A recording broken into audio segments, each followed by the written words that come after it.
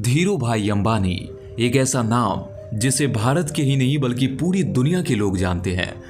हमारे देश में ऐसा कहा जाता है कि अगर तुम्हें सक्सेसफुल बनना है तो तुम्हें पढ़ना होगा, लेकिन धीरू भाई अंबानी ऐसे शख्स थे जो बिना पढ़े लिखे अरबों रुपये का बिजनेस कर बैठे।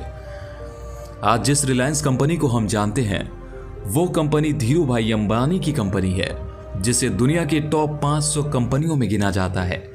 और इसको जमीन से शिखर तक लाने में धीरू भाई अंबानी ने खून पसीने एक कर दी थी।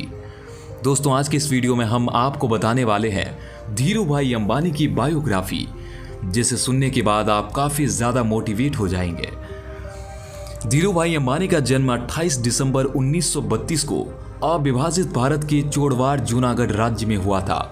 वर्तमान स्थिति की बात करें तो इसे गुजरात राज्य कहा जाता है। धीरू भाई अंबानी, जिनके पिता का नाम हीराचंद गोवर्धन दास अंबानी था, वो गांव के शिक्षक थे और ज्यादा पैसे नहीं कमाते थे। उन्होंने धीरू भाई अंबानी की मां जमुना बेन के साथ सादा जीवन बिताया। धीरू भाई अंबानी का जिस क्षेत्र में जन्म हुआ वहां महिला नामों में बेन जोड़ने की प्रथा है, जिसका अर्थ है बहन। पुरुष नाम में भाई जोड़ा जाता है। धीरू भाई अंबानी अपने पिता के 5 संतानों में से थे। उन्हें रिलायंस इंडस्ट्रीज के संस्थापक के रूप में भी जाना जाता है और उनके नेतृत्व में ही इस फर्म के अनुसार कई अन्य शाखाएं खोली गई।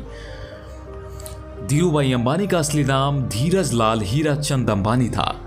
बिजनेस मार्केट में उनकी सफलता के बाद उन्हें धीरू भाई अंबानी के नाम से जाना जाने लगा। उन्होंने एक साधारण पृष्ठभूमि से अपनी यात्रा की शुरुआत की और अपनी बुद्धिमत्ता और नवीनता के कारण कई बंधनों को तोड़ दिया। अपने व्यापार, विचारों और प्रयासों के कारण वो भारत को एक अलग स्तर पर ले गए। वो अपनी व्यवसाय करने की समझ और विशेष रूप से उस समय बाजार में अपनी ताकत के कारण एक बिजनेस टाइकून थे।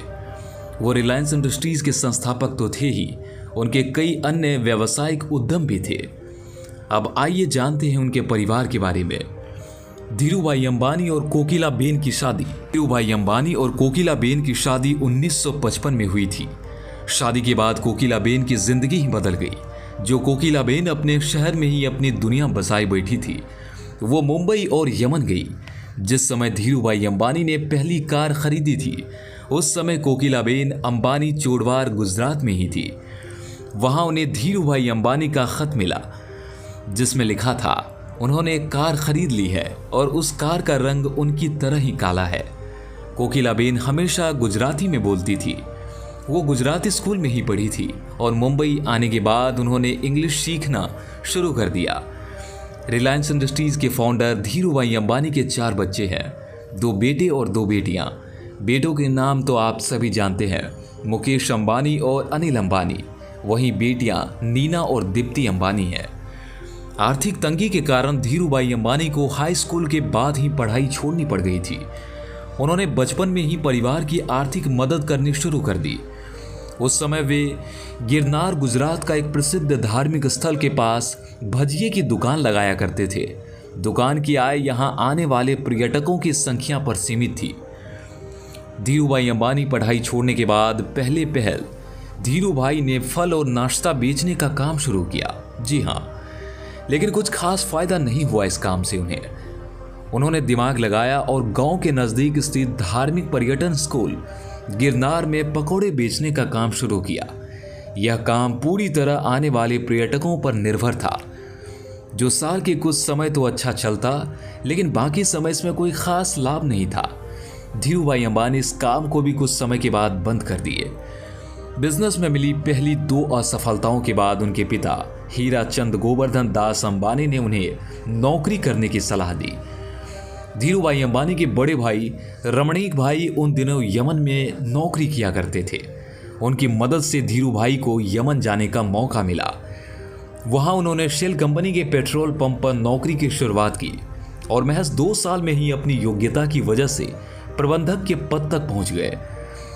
इस नौकरी के समय उनका मन इसमें कम और व्यवसाय करने के मौके की तरफ ज्यादा लगने लगा था। आपको बता दें कि जब वे शेल कंपनी में अपनी सेवाएं दे रहे थे, जहां वे काम करते थे, वहां काम करने वाले कर्मियों को चाय महज 25 पैसे में मिलती थी। लेकिन धीरू भाई के पास ही एक बड़े होटल में चाय पीने जाते थे। जहां चाय के लिए 1 रुपये की कीमत चुकानी पड़ती थी। धीरूभाई अंबानी से जब इनका कारण पूछा गया तो उन्होंने बताया कि उसे बड़े होटल में बड़े बड़े व्यवसायी आते हैं और बिजनेस के बारे में बातें करते हैं, उन्हें ही सुनने जाता हूं जिससे व्यापार की बारीकियों को समझ सकूं। धीरूभाई ने अपने ही तरीके से बिजनेस मैनेजमेंट की शिक्षा ली और 1954 में वे अपने देश भारत लौट आए। रिलायंस इंडस्ट्रीज की नींव धीरूभाई अंबानी ने रखी थी, जैसा कि हम सभी जानते हैं। अपने 2 बेटों मुकेश अंबानी और अनिल की सहायता से धीरूभाई अंबानी ने शून्य से भारत की सबसे बड़ी निजी क्षेत्र की कंपनी रिलायंस इंडिया लिमिटेड का निर्माण किया।